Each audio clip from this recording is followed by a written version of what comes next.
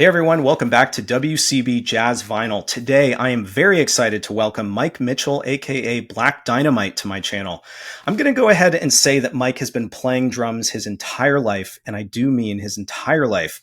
Mike picked up the sticks for the first time at the age of just 2 years old. He had his first live recording session at the age of 7. He's earned opportunities to play with many great artists, including Herbie Hancock, Stanley Clarke, Chick Corea, Kamasi Washington, and Chief Zion Atunde Ajua.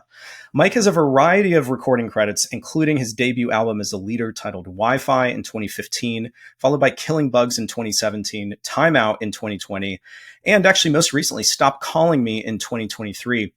He also released his self-titled solo drums album last year for JMI Recordings. I think it was recorded in 2022 and released on vinyl as a double LP last year.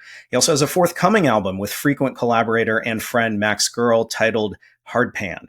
And I'm sure other projects that we'll be getting into here. So Mike, thanks very much for joining me today. Thank you for having me, Chris. So I want to start out by addressing one of the words it seems like a lot of people use to describe you, and that's a prodigy. I see someone who started at 2 and clearly was adept at picking this instrument up and received encouragement, no doubt, from your community. I think the description fits. But it's also clear that you've put in a huge amount of study and practice time in absorbing music. So what do you think about this term prodigy? I don't feel like it's a thing where most people make prodigies like they worked so hard at something like this. But for me, drums was like, music and drums. It was like me playing with toys because I really enjoyed it. It was never like a high pressure situation to study music and to study my instrument because I just really enjoyed it. I didn't play with toys. I didn't particularly watch TV like that. My father's a drummer and my mother's a singer. So, and my aunts on both his side and my mother's side are both organ players and vocalists, and my father's brothers are bass. So like I was around hella music at a very very young age as a baby, and so I never really realized the difference between like a bicycle and a bass guitar because like I was around I was around instruments before I was looking at toys. You know what I mean? Yeah, So absolutely. So I mean, I'm down. Great. I'm a prodigy. Thanks, whoever thinks that highly of me. But for me, this is just kind of a thing that's a part of my language. I play music, in my opinion, better than I can speak English because I was doing it before I was talking. It's really, really a part of my whole soul identity. yes, so that explains a lot. I mean, I was going to say, I was going to ask about your experience with, I guess, learning and developing as a musician, because, it feels like you've incorporated just so many different sort of musical traditions and styles into your toolkit. And I was curious about how does that happen? Because formal, I was a music student myself. Formal music education sometimes can be so narrow. And Right. so, for you, it almost seems like you sort of you had the music education, obviously, but then you also absorbed it from other places as well. Yeah. Um, as a kid, my mom would always give me these. I don't know if you're familiar with Modern Drummer magazine. Yeah. Yeah, so like I was a kid collecting these magazines from like I think I started. I mean, I found some magazines that were from before I was born, but I was collecting magazines from like 2000. I'm sorry, 2000, 1992, all the way up to they still print the magazine. Um, but as a kid, I would look at all these drummers in the magazine. Whoever had the coolest drum set, that's who I would pay attention to. And so like it would be a lot of different types of dudes that play metal, that play country, that play hip hop, that may play gospel, that may play jazz, that may I was just at that age what I was attracted to was the look of whatever was happening. But with me being attracted to whatever this presentation of this drummer is, this drum set, I would go look up the music. Like, who is Garth Brooks? I don't know who that is. Like, I would just go Google it. Or who is Lamb of God? Like, I'm looking at the drummer that plays the Lamb. I'm like, who is that? So I would go look it up. What is a Miles Davis? That sounds so strange to me. What is this? Cold Train. Like and thank God my mom was so cool. She would take me to the CD store oh God, I'm dating myself. Whoa.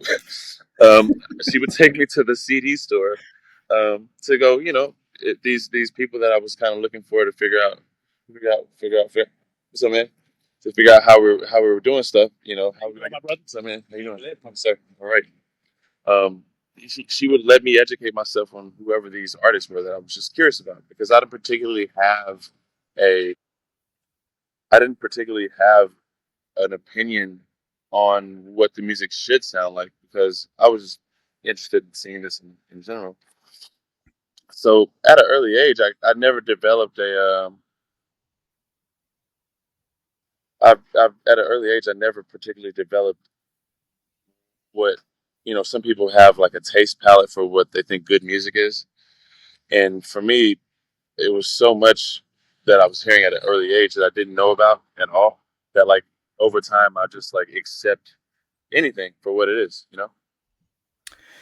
Yeah, that's in some ways that feels like a little bit of a unique experience these days because I think that a lot of folks, a lot of musicians who are studying, who are practicing, are sort of directed down a particular path. There's certain expectations that are put on them, and it seems like you were encouraged maybe from the get go to sort of explore, music, but also who you are as a musician, and that kind of dictated your path a little bit.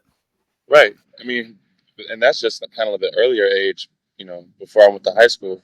Because once I went to high school, Booker T. Washington in Dallas, Roy Hargrove and Nora Jones, Badu went there, Sean Martin, Spud C, right? It's a very long lineage of bad, bad dudes that are really, real creative.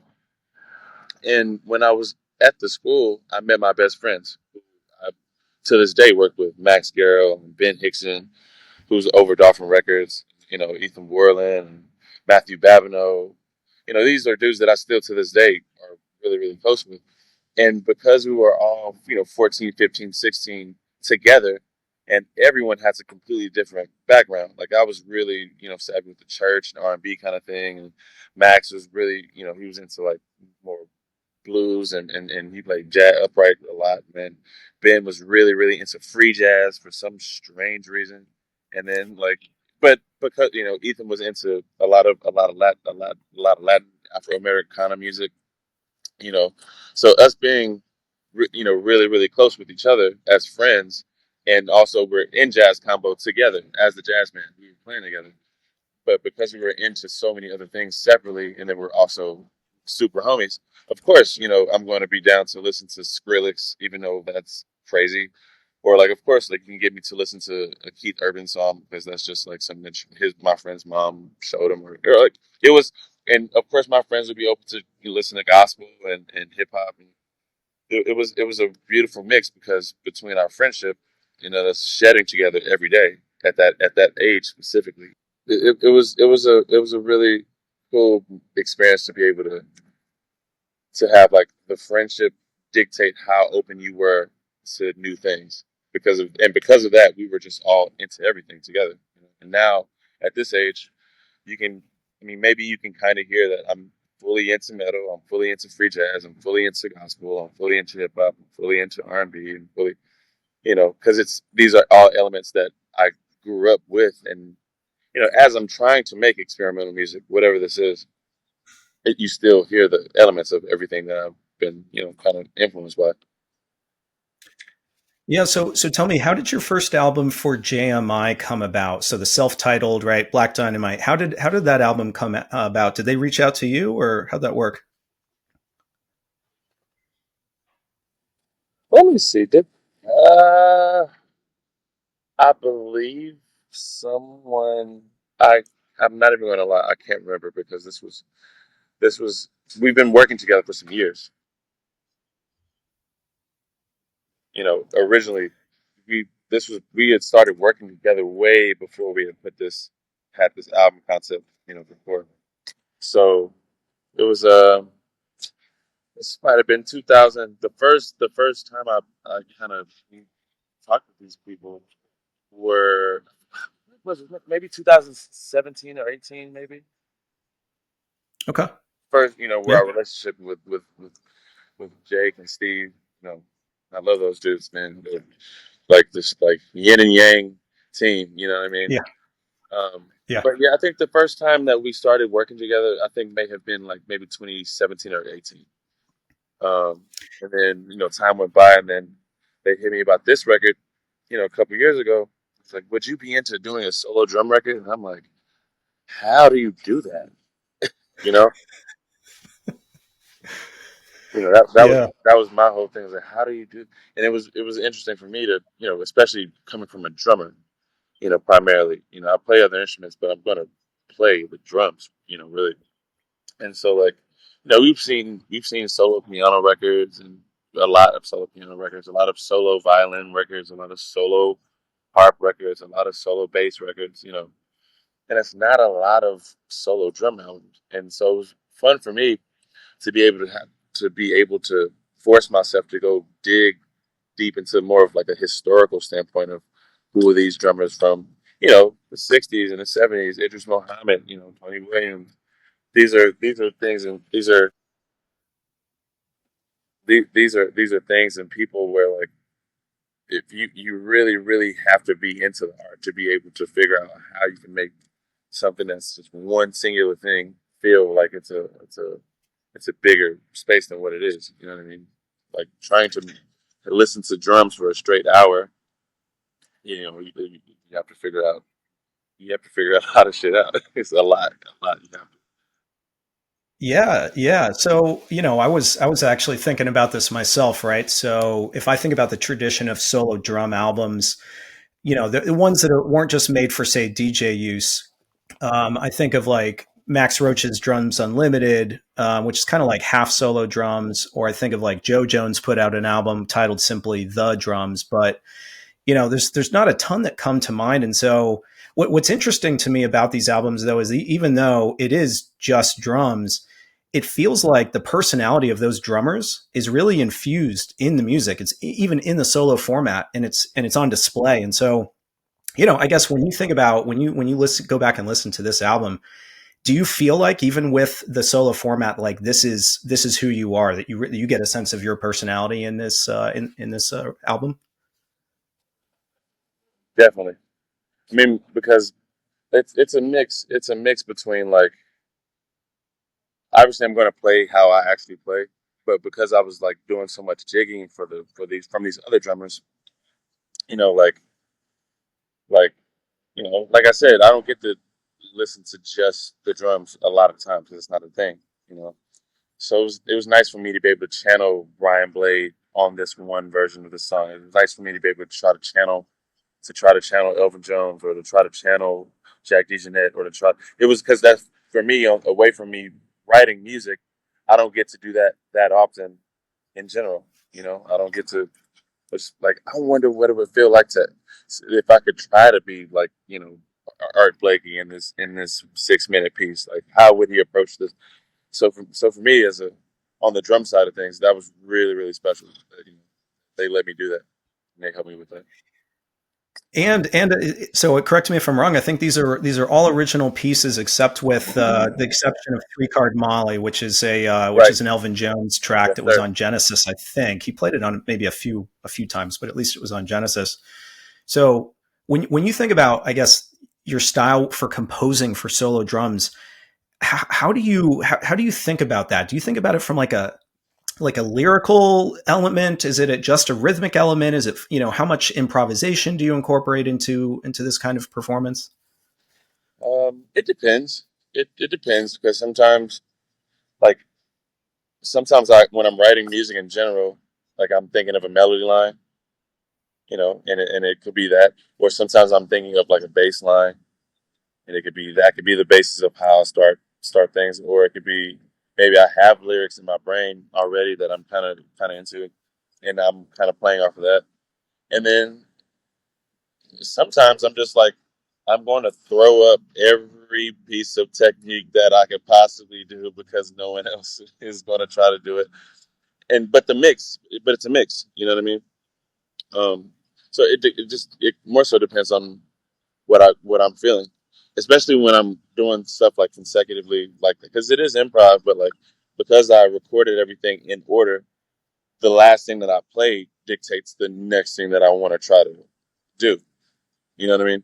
So if the last thing Yeah. was, was really, really wild, maybe I want to try to do something that's more textural for this next piece. That way, you don't have this flat line sound bite. You know what I mean? Versus, even if it's the same instrument, you play the same dynamic the whole time. Of course, you're going to get bored. If you play the same tempo the whole time, of course you're going to get bored. If you play the same concept over and over and over again, even if it's separate thoughts, but the same concept, of course the listener is going to get bored. So those are kind of the things that I was really conscious of while we were recording, and hopefully everybody can understand and grasp it. Yeah, no, absolutely. I've listened to the album now front to back because typically, I don't know, for some reason in this format I like to listen to it front to back. Almost, Oh even yeah. though it's double LP, so there's a lot of content here. But I I think that progression right across tracks is something that makes sense as a listener too. So it makes sense to you, for the creative process perhaps, but I think it makes sense for the listener as well. So it's a Well, nice that's cadence. I mean that's kind of part of my creative process too, though, because like as wonderful and genius as we would all love to think we are, it's easy to get caught up within yourself.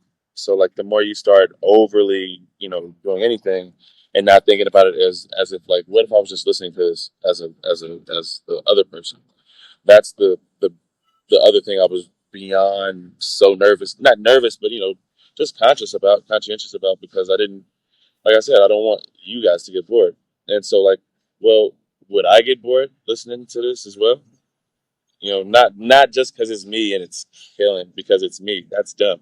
But like, if I was listening to this, would this get boring? And so like to try to stay conscious of that is important for anything, for anything. Yeah. So the next album you recorded with JMI is a duet with Max Girl, right? So titled Hard Pan, and that one's coming out pretty soon. So I think I've only listened to like one track, and that's kind of what's available. But for folks out there, the format here is drums and bass, and they're split each in one channel. Mm-hmm. So I guess part of the idea talking with Steve Mandel is this idea that like you can kind of almost like perfect your own mix right between the two, maybe with the gain knobs or something like that. But what I wanted to ask you. Is how was it working with Max in this format? Because I just heard an interview that he did and he was talking about it and he talked about how nostalgic it was recording this with you. Literally, yeah. It was. We were dying laughing in between takes because we've been playing together since we were 15. This is Wow. this is like you know almost she's almost 20 years of us learning music separately and together, and developing ourselves separately and together, and then on top of doing fun gigs separately and together, and then doing all the terrible things that we despise as musicians together. So we've seen so much together, and so for somebody to ask me and Max to just play by ourselves, that's literally like, it's easier to do that than it is for us to go to a Starbucks. It's easier for us to, we could be blind and deaf and start playing, and it would be golden because we've like learned so much stuff together. So we have a similar ear for what we do in general. And then like I've been playing with him for so long. Like if he whenever Max does whatever's that thing is, I know exactly what he wants me to do, and vice versa. If he sees that I'm headed towards like a thing, he knows exactly how to support that. Like the way we support each other is like, I know exactly. I hear it, because I've been watching him, develop this thing that he has right now. I've been watching all the stages of what he's been working towards to be exactly how he is, and past it as well. So when he does something, I'm like, oh yeah, of course, I got it. And Yeah. vice versa. Yeah, that's like a form of flow almost, right? The sort of creative process. I've heard musicians talk about this, how you're almost like you can read each other's minds, you're breathing Yeah, together kind fully, of thing. fully. Me and Max Yeah. have a look that we give each other, and it just I don't even know what it means in English right now, but whatever this look is, some crazy shit starts happening a lot. It's fun. It's awesome. Same thing with Benjamin Hickson. He's over Dolphin Records. He was the guitar player in the jazz band for when we were in high school. Then he started producing more and more and more, and then he developed a label, and then you know we all have like the way I write and produce with him is this. It's a similar. It's the same thing. We look at each other like, wait a minute, and then literally it's the exact thing that maybe we couldn't say in English that was in our brains, but it's exactly that. Yeah. So I guess since recording some of these albums last fall, you put out "Stop Calling Me," right? So I think like some of your other albums, the effect here is it's music that feels really fresh, and I guess what I mean by that is that you can be someone who likes, I don't know, math rock, or I don't know, Parliament Funkadelic, or something, and be able to absorb a even the title track, "Stop Calling Me," right? There's elements that kind of bring you in because there's some familiarity, but that's not the only person who's going to like it, right? There's so much that's incorporated into a lot of your music, and I guess what I'm getting at is, do you feel like that you're exploring different sounds and styles, hoping to land in, say, a particular place, or is kind of being free to play what's in your head, what you're feeling at the time, the point of what you're doing? Yes, definitely the second choice.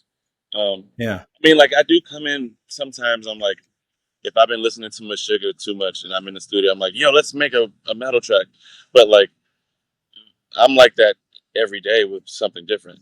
You know what I mean? I'm like that every day with something different. Where like, because I listen to so much craziness. Like I'm on this bit. I don't know if you know his name, Billy Carrington, and he's a country singer. He has a song called "God is Great, Beer is Good, and People Are Crazy," and it's the like.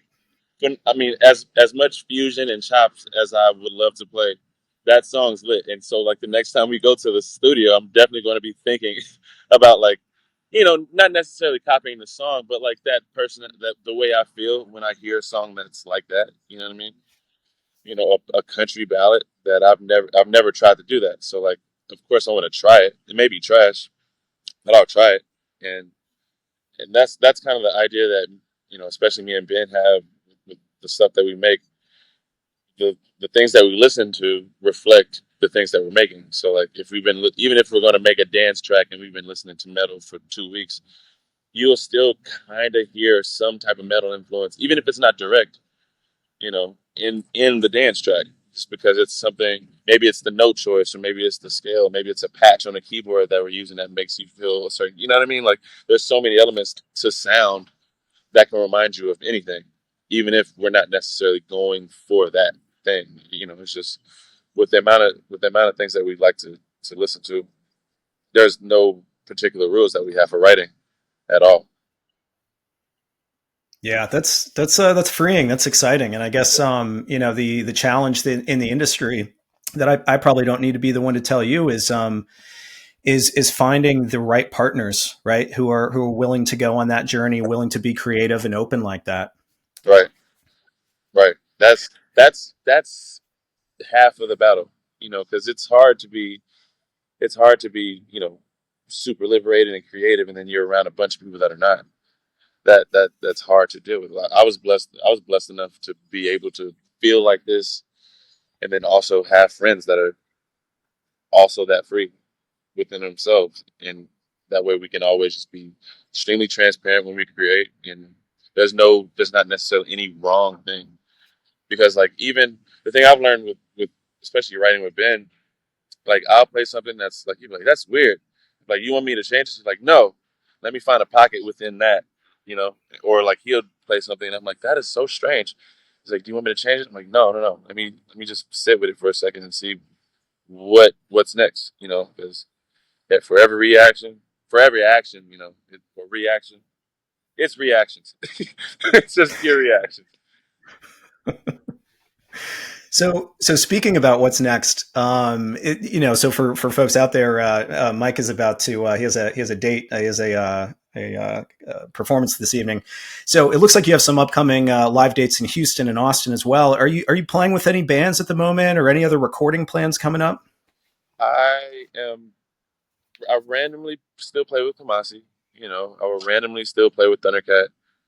I'll still play with Carl Denson. Um, but 80% of the time I'm kind of out with my band, playing this music stuff, which is kind of I want to keep the I have records, so I kind of have to play them. But I'm fortunate enough to be friends with people that are really, really amazing musicians that will still call me to play with them, because for me it's like going to school. Like it's fully a school for me. Carl Denton is a school for me. Like Thundercat is a school for me. Stanley Clark is a school for me. Kamasi is a school. You know what I mean? So Yeah. so trying to find that balance has been a little challenging, but it's a balance. It's still a balance, and it's cool. Um, but I am right now, after these Texas dates. We're going to start. I'm going to start working on this new album, which, well, these two new albums. Um, I can't tell you too much about it, damn it. But they're total opposite of each other. I'll tell you that. I'll tell you that. So it's two. One. Put out some new music coming out, and then I'm planning a bigger tour with the group sometime in the fall. I know. I think, like go up to the West Coast, and I think probably do the East Coast again. I know we're going to do that. And then try to go to South America. Um, yeah, and then after that, hopefully sit down for a second and then get back up and running again. That's the plan. I Yeah, try to absolutely. stay as busy as I possibly can, because I can start getting too antsy and start going crazy. Like, where's the drum set? Like, so Well, try like to you said, try to do as music's much been as your I can. life. So if you stop playing, Yeah, what's going on? yeah. If I'm not, I'll be spending, after this tour, I'll be spending a lot of time in the studio, writing and trying to finish these new projects. And then once once that first one is done, I'll this other thing, this other monster I will have to deal with. I'm really excited for it. Really, really excited for it. I just want everybody to know that, like, people, I get this question, like, how did you get here? Question all the time.